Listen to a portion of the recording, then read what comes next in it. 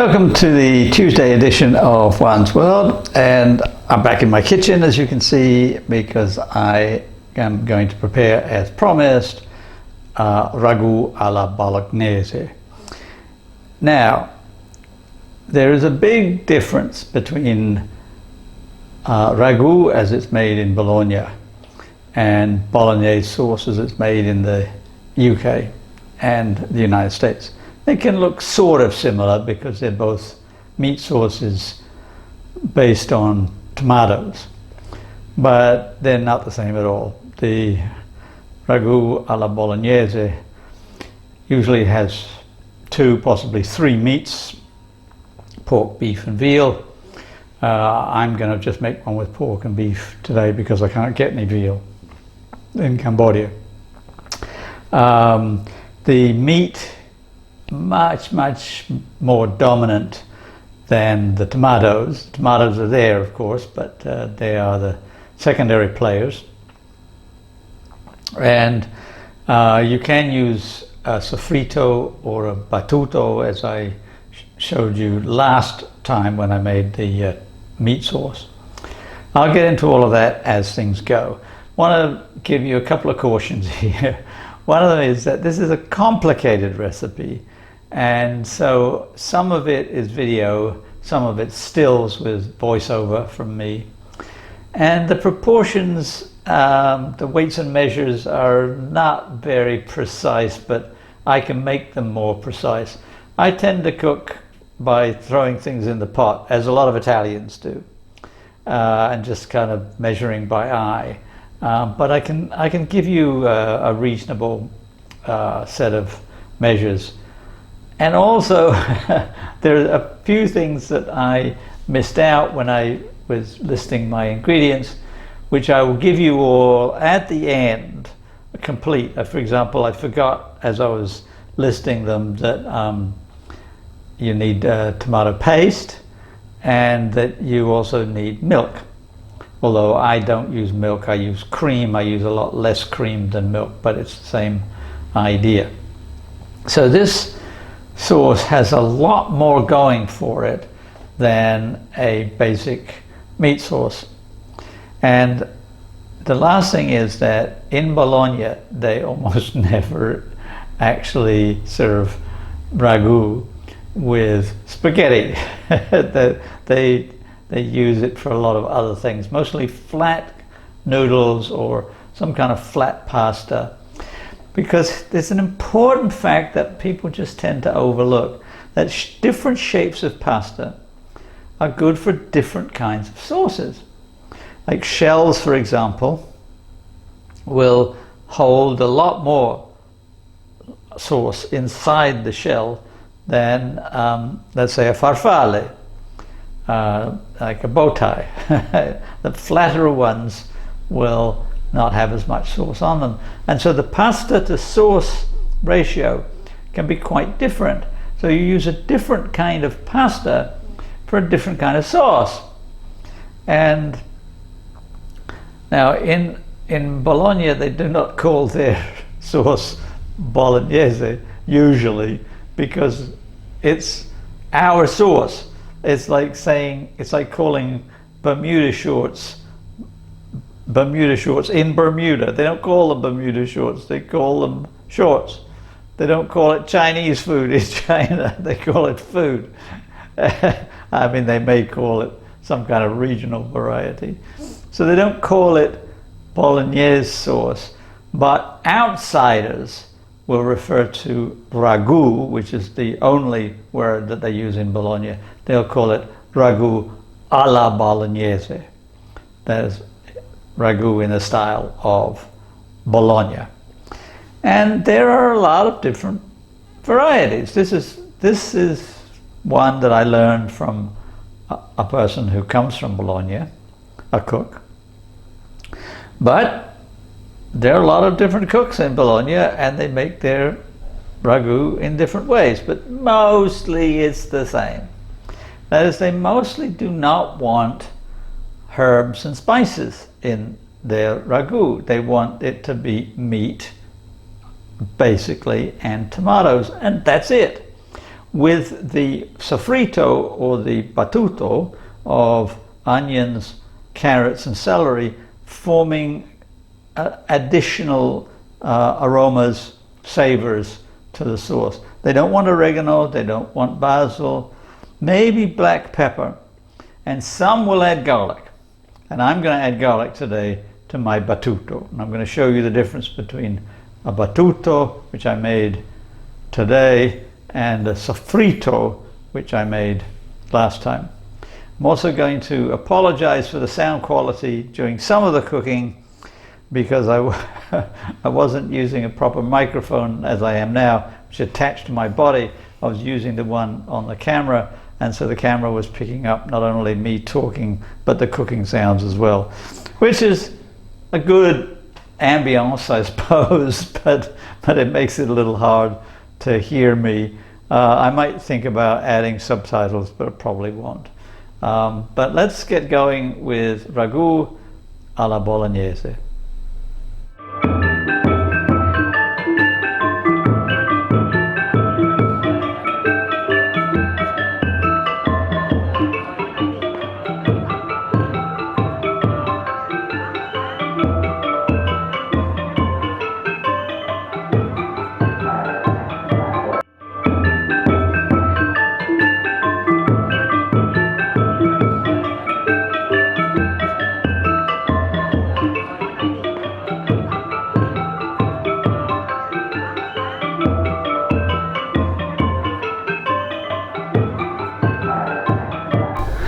The normal first step with the ragù is a sofrito, which I have already demonstrated in my last video.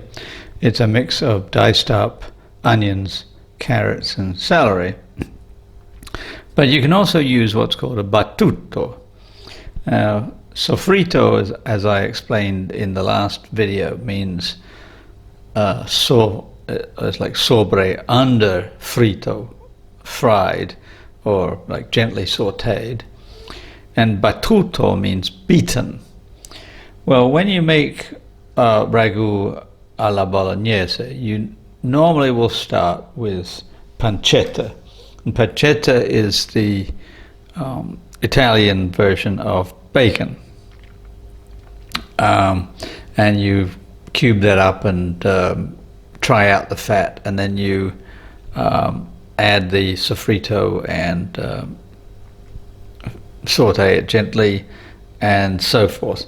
But with a battuto, you chop up the pancetta and mix it or beat it really in a mortar and pestle with the sofrito ingredients, and then fry them all together. Well, I'm cheating a little bit in two ways. First of all, I can't get pancetta in Cambodia, so I'm using belly pork instead. And I've added a little bit of Parma ham to it, so that it has that like smoky Italian flavor to it. So it's kind of like pancetta almost. So the first thing I do is I chop up the belly pork, place it into my food processor, and pulse it around for about 20 pulses, something like that, until it's ground up. Then I take my onion and carrots and celery, place them all into the food processor with the belly pork and Parma ham, and give that some pulses, so that now it's all blended or beaten, battuto, together. And the next step will be to fry it all out. You can see that I have my skillet on low heat. I've got a little bit of olive oil in there, not a lot, because the belly pork is fatty and it's going to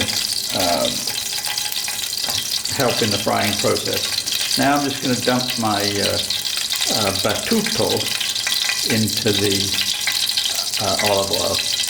I'm going to let it stopped bubbling quite so much. There must have been some liquid in there. I'm going to let that go first, and then I'm going to put the battuto in there.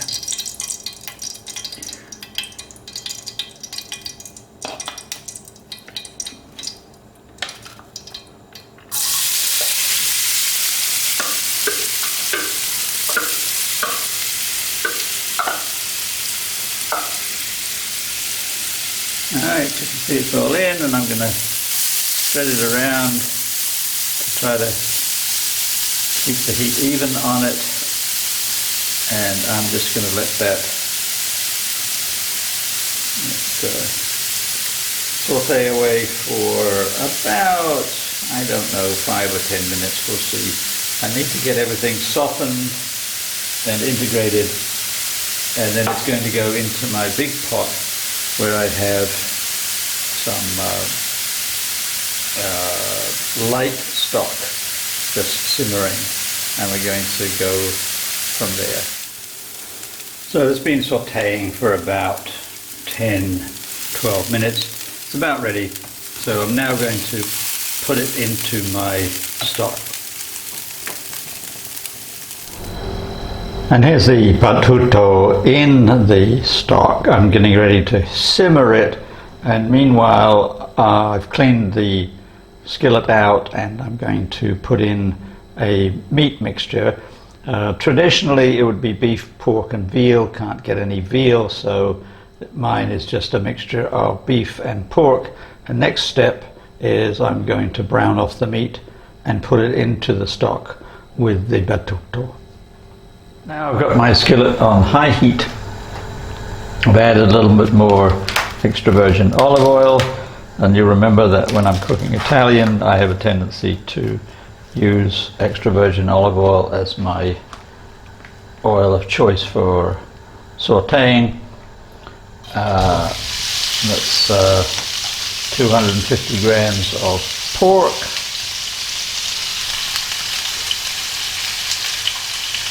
And I'm going to also add 250 grams of beef.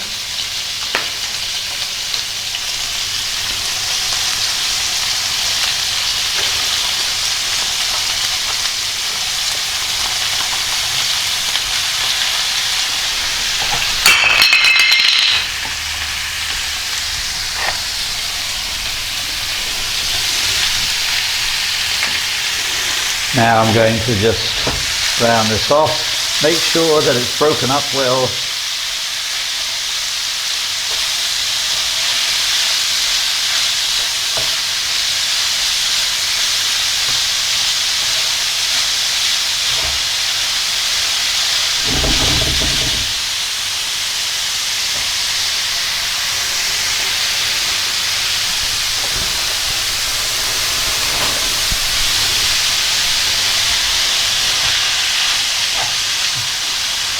There may be a little bit of water in the meat, in which case I'm going to have to fry that off. Yeah, there's a little bit of water coming out.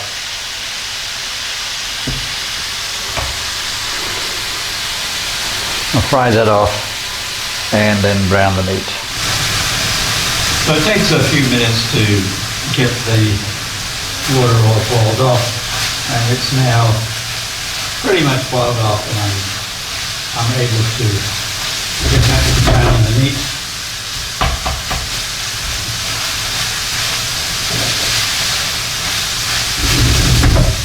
And the next step, which is unlike the tomato and meat sauce that I made last week, is I'm going to add a cup of red wine. And the secret to cooking with any kind of wine is that you should not think, okay, well, I'm just cooking with it, so I'll use a cheap wine. No, no, no.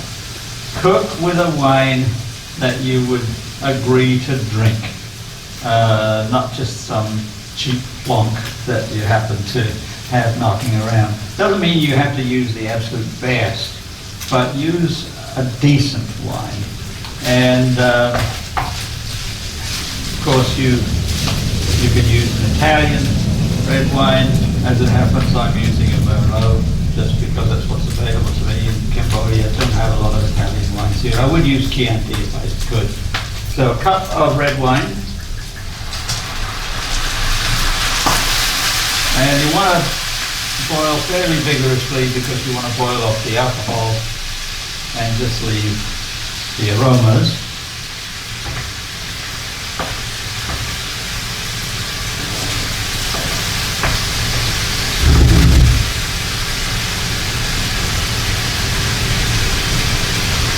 Some Italian cooks will even boil it more or less dry.